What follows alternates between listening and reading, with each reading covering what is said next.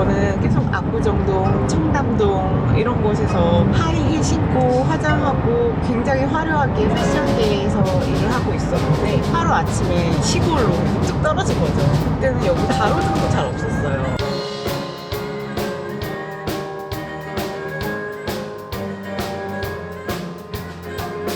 저희 연주자분들한테도 그렇고 저 스스로한테도 그렇고 창피하지만 우리는 솔리스트로 설 수 있는 실력은 아니다. 그래서 우리는 다 같이 합쳐서 뭉쳐서 연습 많이 하고 우리가 하고 연습 양으로 보여줘야 되는 거다. 항상 얘기를 하거든요.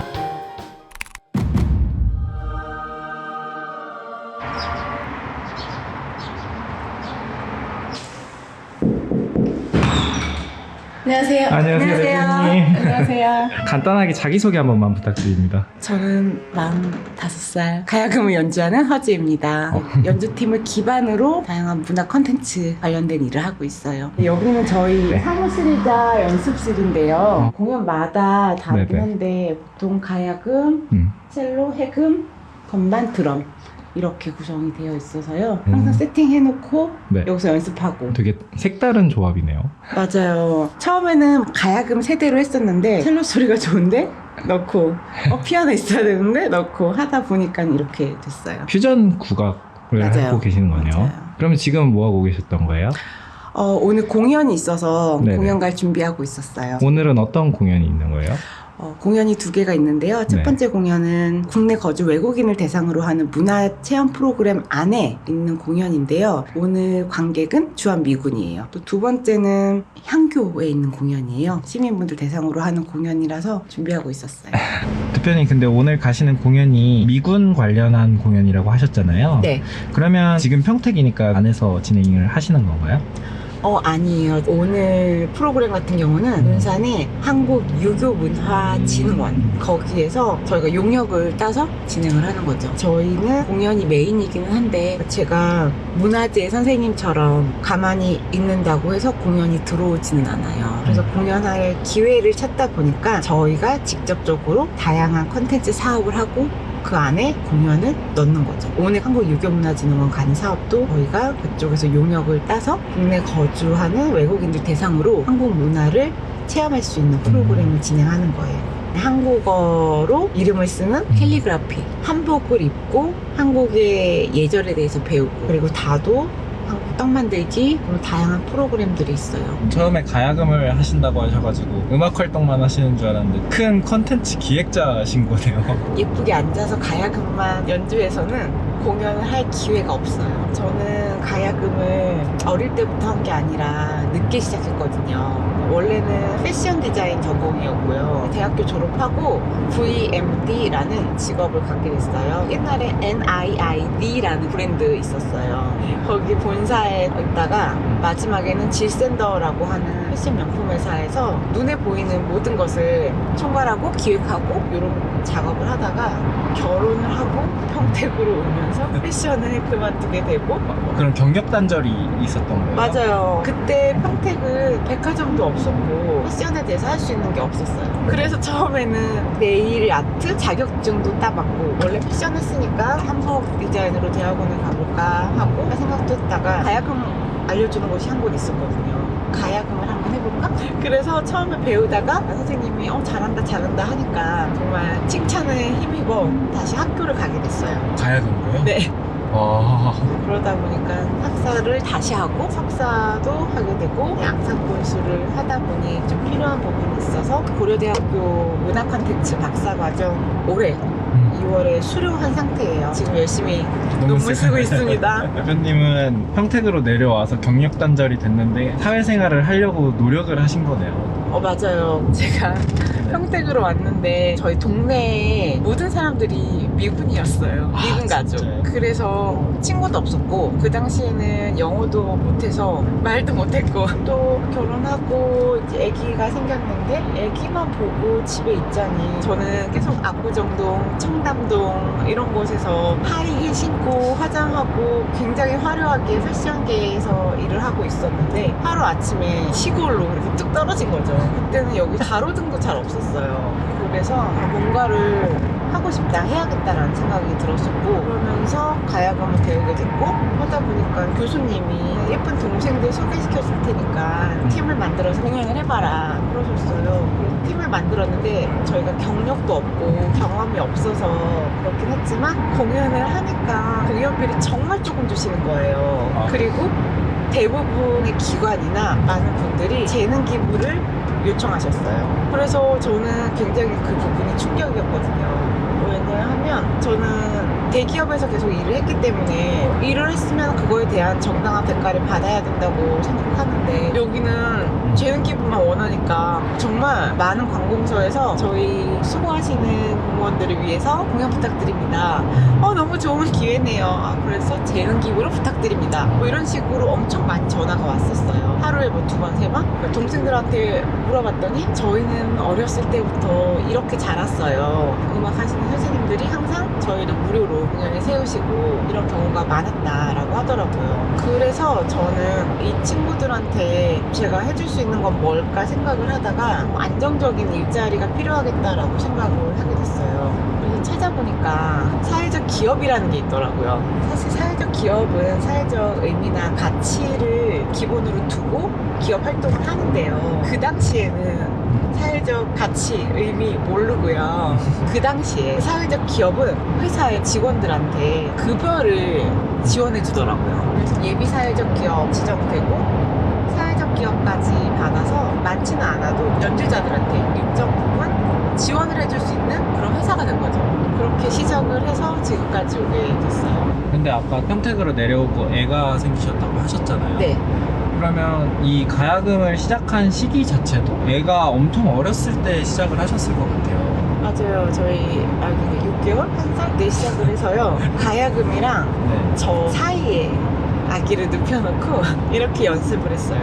학교로 다닐 때도 필리핀 베이비스터랑 학교를 항상 같이 가서 킹강이실에 너는 여기서 놀고 있어 하고 전 수업 듣고 오고. 애가 엄청 어릴 때 이렇게 새로운 커리어를 시작하려고 하면 가족분들이나 친구분들의 시선도 뭔가 있었을 것 같기는 하거든요. 그런 건 따로 없으셨어요?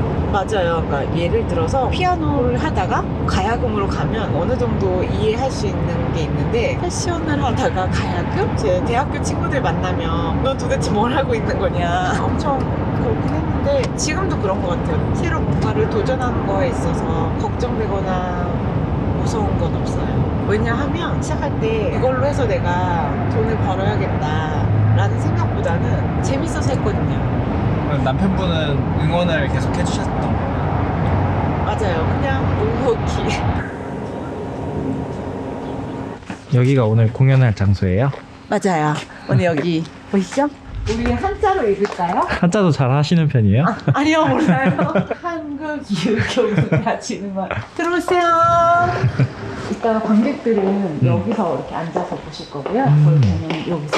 와, 근데 현이 진짜 많네요. 네, 원래 산조가야금은 12줄인데 저는 계량가야금이라서 25줄이에요. 그럼 2배로 속도가 빨라야 되는 거 아니에요? 그래서요, 네. 저희는 이렇게 합니다. 10원, 20원, 30원, 40원, 50원, 100원, 200원, 300원, 400원. 저는 이렇게 돈을 벌어요.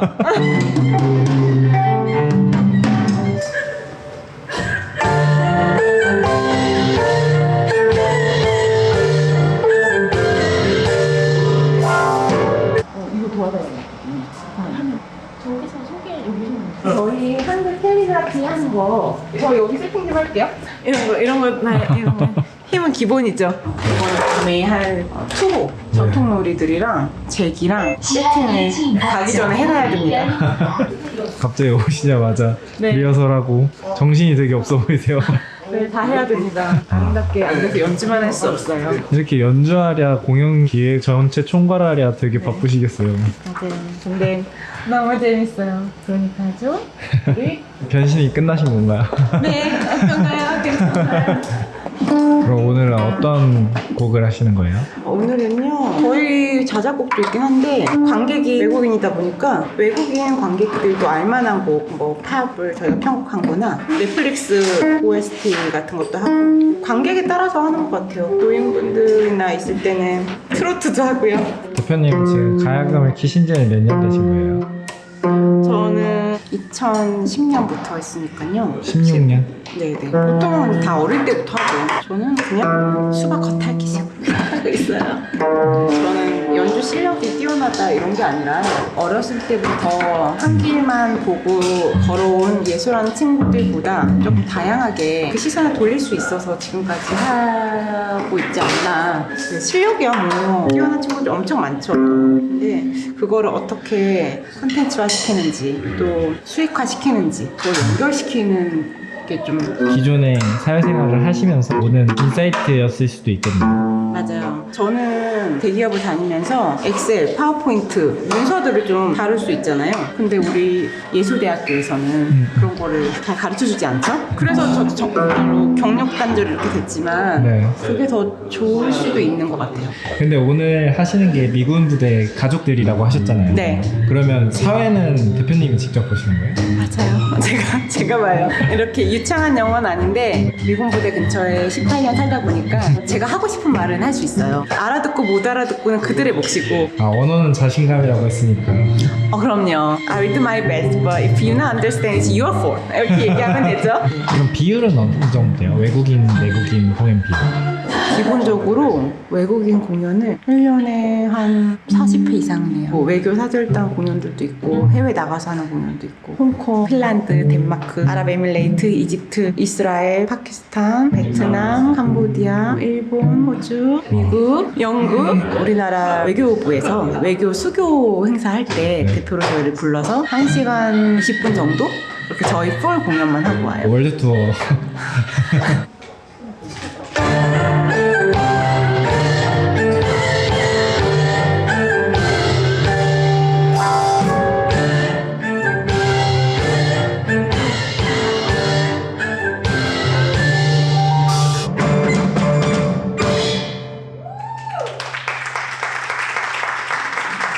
네, 안녕하세요. 반갑습니다.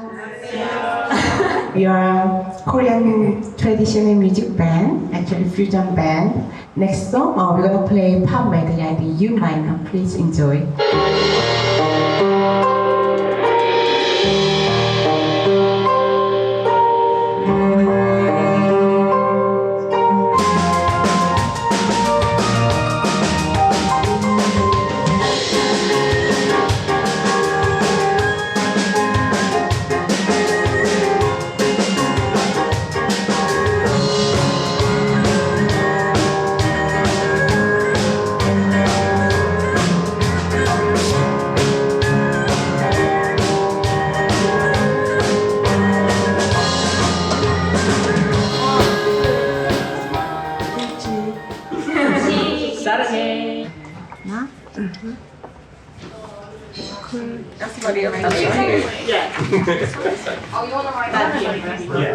그 진짜 멋있으시던데요? 감사합니다. 제 영어 어떻게 알아들으실 수 있었나요? 너무 잘 들렸습니다.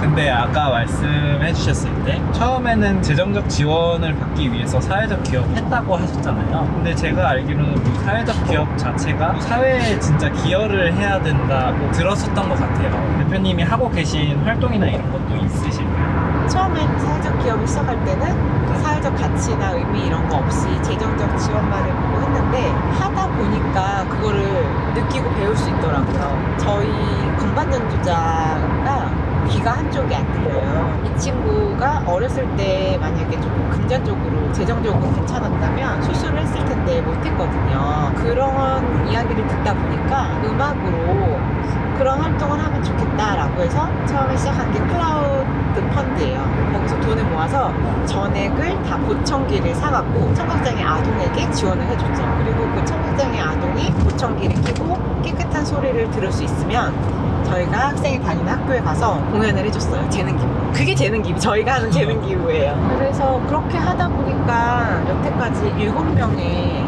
아이들에게 보청기를 지원했어요. 사실 12월 31일까지도 펀딩이 진행되고 있고요. 올해 모금을 하면 8번째 아이에게 보청기를 지원해 줄 수 있을 것 같아요. 금액으로 따지면 300만 원, 350만 원 이렇게 지원을 하는 거지만 그들은 보청기라는 물건 이상의 가치를 느끼거든요. 특히 부모님들도 그렇고 그런 일들도 하고 있고요. 어둠 속 음악회라고 시각장애가 있는 분들, 예술가들이랑 같이 공연을 한 거예요. 보컬 분들도 있고 기타리스트도 있고 첼리스트도 있고 그런 분들이랑도 매년 공연을 만들어서 같이 하고 있어요. 그런 것들을 하면서 더 많이 배우는 거죠. 근데 음악으로서 돈 벌기는 되게 힘들다. 그래서 음악은 취미로 해라라는 말 많이 들었던 것 같아요. 그런 거에 대해서 대표님의 생각은 어떠세요? 맞아요. 저희끼리 농담 삼아 하는 얘기가 있는데 첼로 소리가 좋아? 그러면 돈을 많이 벌어서 첼로 연주자를 섭외해서 공연을 시켜 이렇게 얘기를 하거든요. 음악으로 연주자로서 돈 벌기 쉽지 않은 게 아니라 어려워요. 제가 뭐 어느 특정 학교를 비한다기보다는 솔직히 얘기하면 서울에 좀 잘하는 친구들이 엄청 많고 유학 갔다 온 친구도 많은데 지방에 있는 대학에서 고등학교 2학년 때 3학년 때 악기를 시작한 친구 이런 친구들은 설 수 있는 자리가 없거든요. 근데 저는 그런 친구들이랑 같이 시작을 했어요. 당연히 뭐 좋은 학교 나오고 유학 갔다 온 친구들 할 수 있지만 저 역시 실력으로는 많이 부족하기도 하고 저희 연주자들한테도 그렇고 저 스스로한테도 그렇고 창피하지만 우리는 솔리스트로 설 수 있는 실력은 아니다. 그래서 우리는 다 같이 합쳐서 뭉쳐서 연습 많이 하고 우리는 합으로 연습량으로 보여줘야 되는 거다라고 항상 얘기를 하거든요. 직원이니까 출근을 하니까 공연 있으면 공연을 가지만 네. 공연 없으면 뭘 하겠어요. 연습하죠. 그렇죠. 그게 실력이 좀 부족하면 합으로 가자. 이것도 좀 창피한 이야기긴 한데 다른 연주자들은 스스로 연주를 하면서 눈을 감는다던가 몸을 움직인다던가 이렇게 하거든요. 네. 근데 저희는 그런 점이 부족해요. 그래서 그런 것까지도 다 맞춰서 연습을 해요. 여기서는 눈을 감아. 여기서는 몸을 이렇게 흔들고 이런 것까지도 맞춰요. 진정한 공연팀이네요. 준비된. 부족하니까 연습량으로. 그럼 혹시 생각나시는 무대나 공연 같은 게 있으실까요? 2017년도에 저희가 영국 에든버러에서 30일 동안 공연을 했어요. 저희가 1부는 굉장히 조용한 곡들로 구성이 되어 있었거든요. 그런데 그때 계속 이상한 소리가 나는 거예요. 뭐 이런 소리들. 저희가 1시간 공연하는데 그런 소리가 1시간 내내 계속 나는 거죠. 그래서 이제 1부 어두운 느낌의 분위기가 끝나고 2부에 밝은 불이 들어오고 봤더니 장애인 관객분이 계시더라고요. 근데 공연 끝나고 그분이 엄마랑 같이 와서 인사를 하시는데 휠체어에 타고 계시고 말도 어눌하게 하셨어요. 그런데 정말 어렵게 발음을 하시면서 이야기한 게 Thank you for the music 이라고 얘기를 하신 거예요. 그래서 제가 그때 느낀 게 1시간 내내 그분이 소리를 내셨잖아요. 그런데 컴플레인 한 분이 없고 관객분들도 다 그분을 이해하고 함께 공연을 즐겨주셨거든요. 저는 그런 공연 문화를 갖고 있는 것들이 대단하다고 생각했던 것 같아요. 아, 그러면 또 포기하고 싶었던 순간도 있으셨을 것 같아요. 어제도 있었어요. 정말 매일이에요. 어떤 것 때문에 그러실까요? 사람 문제가 제일 어렵죠. 예술을 전공한 친구들과 일하는 거는 장점도 많은데 이해가 안 되는 부분도 많이 있어요. 굉장히 창의적이니까.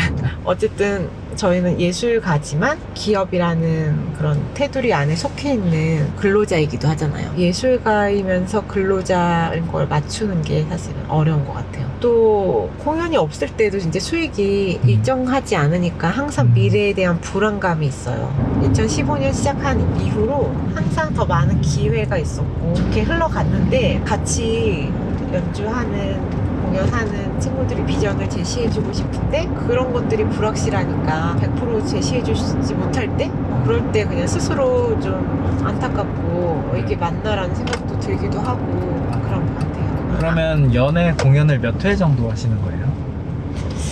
60에서 80회 정도 하는 것 같아요. 저희는 초청 공연, 뭐 저희가 하는 기획 공연 다 포함해서 그 정도 되는 것 같고요. 그러면 실례가 안 된다면 네. 지금 대표님이 기획하시는 공연과 네. 초청을 받으셨던 공연의 매출을 비교해 본다면 어떤 게 더 높은 편이에요? 예전에는 당연히 초청 공연이 높았고요. 왜냐 그때는 기획을 할 수 있는 역량이 없었으니까. 지금은 저희가 공연을 만드니까 사실 네. 그렇게 하는 공연 단가가 더 높기는 하죠. 정말 공연비가 진짜 궁금하실 거예요. 항상 모두들 궁금해 하시거든요. 그쵸. 적게 받는 공연도 있고요. 많이 받는 공연도 있고요. 공연의 규모나 뭐 시간이나 뭐 거리나 이런 거 정말 다 다르거든요. 그래서 저희는 보통 한 200만 원에서 많게는 500만 원 이렇게 한 번에 가고 있어요. 그러니까 오늘은 2번 공연이면 대략 네.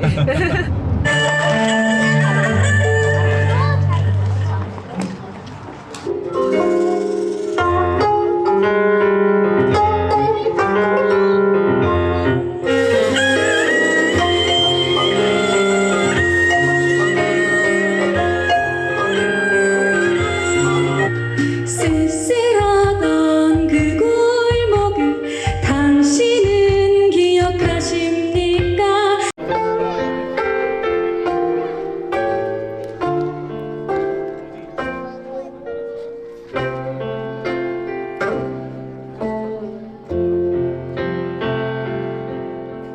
대표님 고생 진짜 많으셨습니다.